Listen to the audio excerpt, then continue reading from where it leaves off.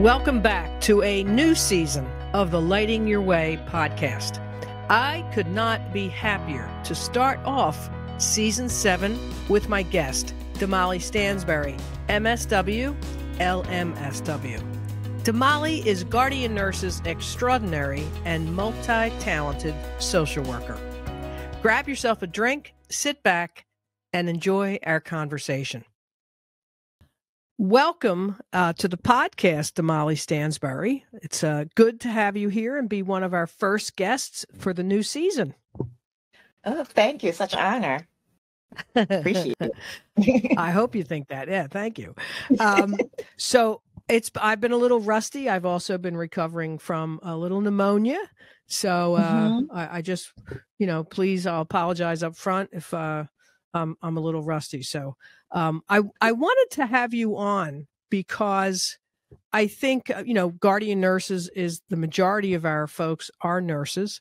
The large majority. You are our only social worker, no pressure. Mm-hmm. And during the COVID pandemic, we saw from our nurses a lot of social determinants of health needs, right? Food insecurities and housing issues and just mental health issues for sure, which the nurses dealt with. But it became clear to me that we needed additional help. And I reached out to you through another relationship that you were working in tourism in Philadelphia, and asked if you would consider coming on board. I mean, that's really how we got started. That was how many years ago? A couple of years ago. 2 years ago. 3. Almost Wow. It's been 3 years? Oh, happy anniversary. Yes. Oh, thank you. So talk about I guess let's talk about your background. How did you take a path into social work? Because as I said, you were working in tourism. Yes.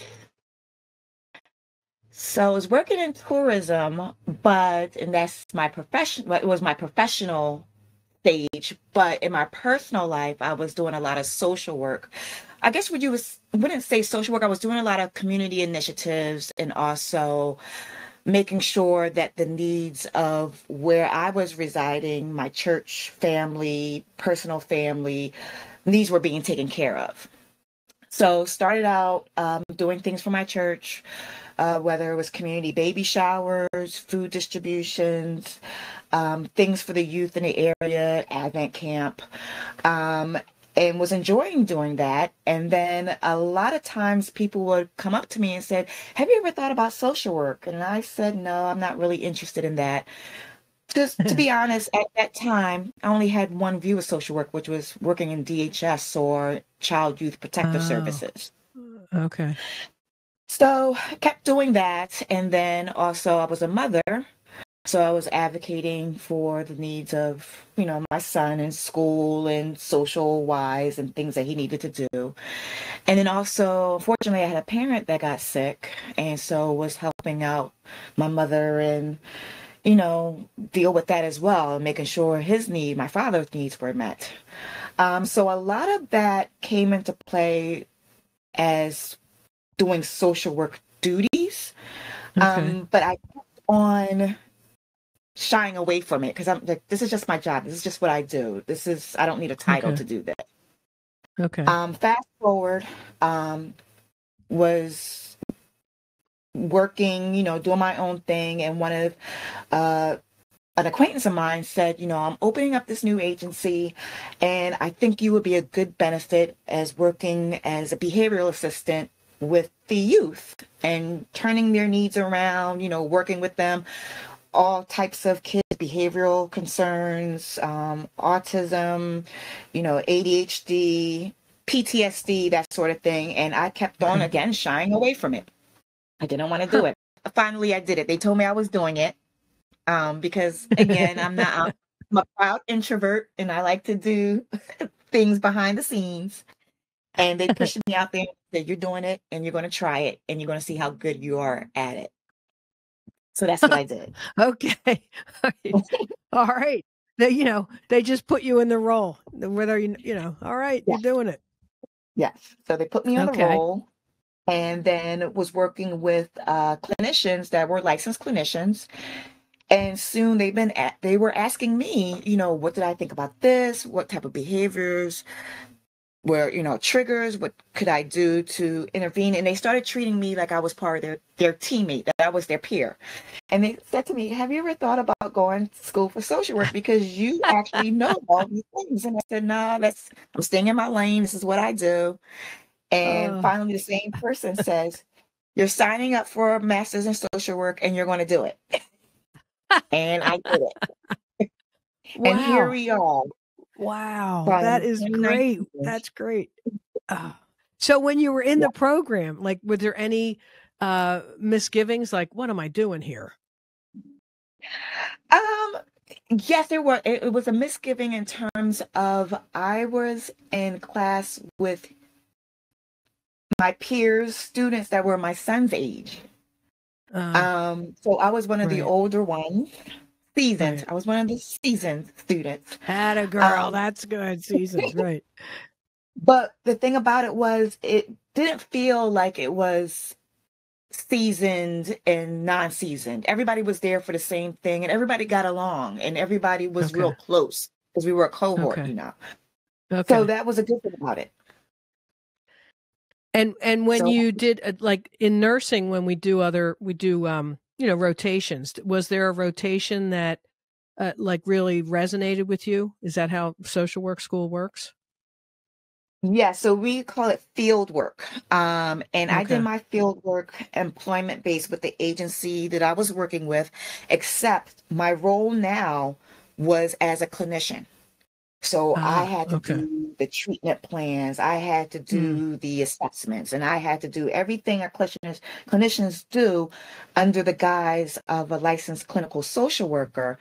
But that really gave me the in-depth point of view of how things came about, working with the hmm. schools, working with the families, not only working with the youth, but making sure that the families were okay, because I am from the belief that if the parents are not right or the caregiver's not right, how do you expect the child to be right? So Right. working with the family holistically and see how everything worked in terms of the agencies, the insurance, the authorizations. So it gave me a very good background in that. Okay. So you graduate and Yeah. you're an LMSW, right? You've taught me the Yes. difference. Yes. Okay. So So in explain the Pennsylvania, differences in the. sure. So in Pennsylvania, in New Jersey, I'm at LSW, and in New York, I'm at LMSW, and it's basically the same thing. It's just different states have different credentials. Okay. So the LSW is a precursor to be an LCSW, which is a licensed clinical social worker, which is the next Okay. level. Okay. Okay. And then the LMSW is a licensed medical Licensed social master worker? social worker. Yes, licensed Master. master social. Okay. Mhm. Okay. Yeah, there's a lot of initials. So you got to Yes. get them right. Yes. Um, Yes. okay, so I let's fast forward to guardian nurses, and Okay. I approach you and say, hey, I think we need a social worker on our team to help our nurses, and Yes. I say, what do you think about that? And tell me about that. What was your reaction to that? I was balking a little bit. I'm gonna be honest, Betty, because then again, I'm like, okay, I'm more seasoned than I was before. This is a Okay. this is a changing, um, life changing step, because I was Okay. in the medical industry a little bit before I went into tourism. But it wasn't. This was really going to be it. This is going to be a change for me. I was in the tourism industry for almost 23 years. Yeah. Yeah. So, but then I figured out, it's like, hey, Damali, you went to school and you did it and you survived that. Why not try and see what you can do? And I'm glad I did. Because, I stepped out on faith. I saw what I'm able to do. It's not as scary as I thought. And I think that if I would have been sitting there wondering what could have been. Oh. Well, thank you. And knowing now, what you went through with the masters, I should have just said, "You're coming on board, Damali. We're, we're hiring you, and you're coming on board." Okay, darn it, I should Yes. have tried that. Um, no, it's been. Listen, I mean, you created a position, right? So to your Mhm. point, we didn't have a role, and Mhm. I think I said to you, "You're going to create this role," and you have done a wonderful job of making yourself invaluable to us because like I said, we didn't have somebody as Mhm. talented as you. It comes with all the experience that you have, but it's also Mhm. so helpful to our patients. I mean, some of the stories that I've heard that where you've been where our nurse will reach out to you and say, "Hey, Damali, I think I might be able to use you in this case." And you just come along and been a breath of fresh air. So, is there, Thank when you. you think back on the stories? No, you're welcome. I mean, you really have been a integral part of our team, and really have helped us raise the bar on what we can offer our clients. Mhm. And I think they benefit. We all benefit, both, but mostly the patients. So, Mhm. is there one or two stories you can tell us about in terms of where you feel you've had the most impact? And this was hard because from all the stories that I've experienced while I'm here, we could be on here for about another 2 hours. um, but one of the things I always tell the individuals or the members that I'm working with is that it's my job to work my way out of this quote unquote job, right? And I Okay. say that because when I work my way out of the job, that means I left that member better than I found them, Yeah. if that makes sense. Oh, Um, absolutely. You're empowering the patient to either step up for themselves or know how to handle it the next time without you. yes, and they're stable and they're at a good point. Right. So, working with a variety of individuals, just thinking of one that stood out and one that we really went out for was working with a member. Um, as with all the members, very hard workers, very family oriented. And unfortunately, this individual got sick and did not have any income coming in, was not able to work. And basically, when you lose that sense of self, it's not a good feeling. So they were focusing on not on their health, but getting back to work and making sure that they could provide for their family, which in this case, at this point in time, was not really realistic. So Okay. when I go in there, talk to the member, and I try to go from a point of vantage that I'm there with you. I'm not there to tell you what to do. I'm not there to tell you what you need. We work through it together. And I think that's the point of compassion is that, I'm going to suffer through this with you to make sure that you get to where you need to go or where you need to be. Okay. Okay. And this individual, working with them and, they're trying to get back into work and just sitting them down, developing that rapport with them to say, okay, I understand where you're coming from, but let's be a little bit realistic here. And this is what we can do, and let's take it one point at a time. So this member focusing need to get back to work, had a tough talk with them that, at this time that may not be possible. So let's break it down into pieces to see if we can get you back to work, but right now this is what you need. So Okay. the member needed disability, Social Security disability, um, Medicaid, food stamps, see if we can get them cash assistance through the state. And at times they're proud and they don't want that, that resources, but you let them know that this is just temporary. When Hmm. you get better, we can switch we can switch off. Hmm. So the member was working with me, we were working with each other, and I guess they got to a spot where they just got some news and that they did not want to hear, and their whole world crashed. Oh. Working with the nurse advocate, realizing that something wasn't right. Member wasn't responding. Wow. And I work with the nurse to say, okay, what you want to do?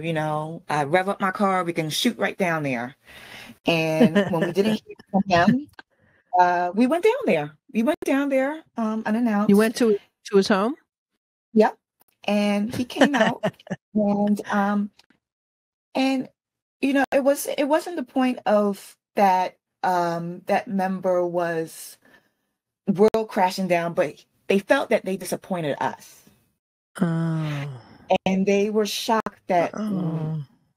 cared enough for them to say, like, hey, what's going on? And riding out that way and saying, we were worried about you. And from that impact and from that point, that member knew and even stated that they knew that we were there for them as a person. Oh. And we cared about them as a person. So after we rehashed everything and let them know that everything was okay, we're not disappointed, we're worried about you. I went from the viewpoint of what can I do to help you get back on track? Mm-hmm. Remember, know what we needed, what he needed from me. And we worked on that. And we got through that. And also when members, and this particular member, saw that we were there for them, they literally said that I appreciate and I listen to what you're saying to me and suggest to me because I know you're coming from a good place. Oh, that's cool. Yeah. And fortunately, we got that member back to where they needed to be, and they got their stuff. They got their Medicaid, they got their food stamps, stuff was looking up, and they felt at a better place that they now can concentrate on their health and work on that to get back to, hopefully back to work. Okay. So for that one, just seeing the member's face and seeing their eyes when he saw us at the door, to say, like, wow, like, you came to make sure that was okay. Either he said, uh-oh, Damali's here. But also the fact that, that they understood. And a lot of times when members, they feel that relationship with you, they'll start telling you things about their lives, like what did they do when they were in high school, the neighborhood, their family dynamics. Sometimes things that you do not want to know. Right. But they feel comfortable TMI. Whoa, that. time out. Yes, they feel comfortable telling you that. And it's rewarding because you start to wonder, like, how many people they have come in contact with that didn't care even what they ate today. Oh. Or how they felt. Wow. I hesitate to, or I hate to think about how many people in the healthcare system didn't ask or care. But to your point, it's about the relationship, right? Yes. I remember one member that I worked with a long time ago that says when you find somebody that cares, you hang on to them. Wow. And it could be that one person, and you're that one person that's their world because you're the only person that listens. Isn't it, there was a quote, nobody cares how much you know until they know how much you care. Mm-hmm. And it's quite evident in this field of work. Wow. Well, and I think I've said it's 2024 now, and I think that the healthcare system had an enormous burden to bear with the pandemic. Yes, it did. We're coming out of that. We're seeing the effects on staffing and on people's disposition, really. And I do believe that, to your point about compassion, that the healthcare system currently is experiencing a crisis of compassion. For you to care as much as you did to drive down there with the nurse and knock on his door, I love that. Right. I love that he, it's pretty clear that you cared, that you came out to see if he was okay, which is a very compelling argument to stay with you.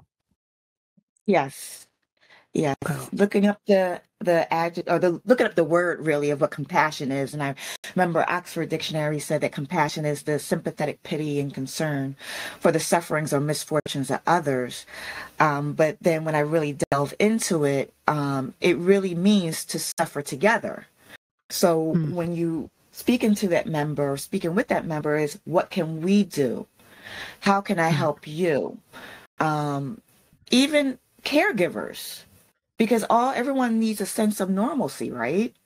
And Right. the disease and disorder is something that they can't control, but what they can control, they want that sense of normalcy. So you ask them, what are their likes, what are their dislikes, and a lot of time their faces light up because it's just somebody really took the time to ask them those questions. And it might be simple questions. You might say, okay, somebody asked me, what my favorite color is. But Hmm. all that they're going through, that one miracle question may change their whole world. And I think that's what's valuable to guardian nurses is that we take the time to actually not know only the member, but know their caregivers, know their family, know the dynamics. Right. And that's Yeah, also we're important. pu- it's yeah, to your point, you're creating a team and you're part of the team. Hmm. The nurse is part of the team, the caregiver is part of the team, and hopefully the physician, the nurses Yes.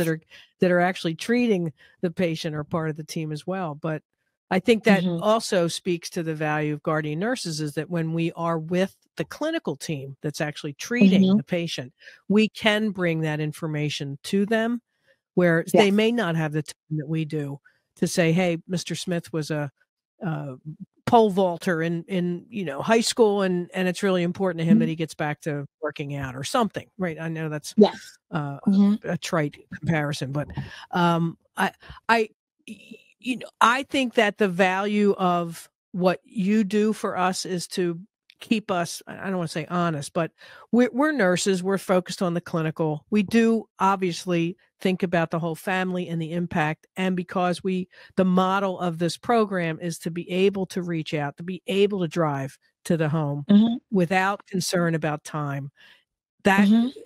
your additional support is keeping us, I guess, keeping it front of mind that it is powerful to have that time and that care to ask about this is what happens, or don't forget to ask this, because I know that many of the nurses have talked to me about your support of them, right, Hmm.